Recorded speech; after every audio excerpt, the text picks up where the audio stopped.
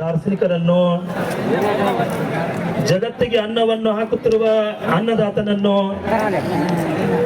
ದೇಶ ಕಾಯುತ್ತಿರುವ ಯೋಧನನ್ನು ಸ್ಮರಣೆ ಮಾಡ್ತಾ 5ನೇ ದಿನದ ರೈತರ ಹೋರಾಟದ ನೇತೃತ್ವವನ್ನು ವಹಿಸಿ ದೇಶದಲ್ಲಿಯೇ 7ನೇ ಕ್ರಾಂತಿಯನ್ನು ಮಾಡುತ್ತಿರುವ ಪರಮ ಪೂಜ್ಯ ಶಶಿಕಾಂತ್ ಗುರೂಜಿ ಅವರಲ್ಲಿಯೂ, ಕರ್ನಾಟಕ ರೈತ ಸಂಘದ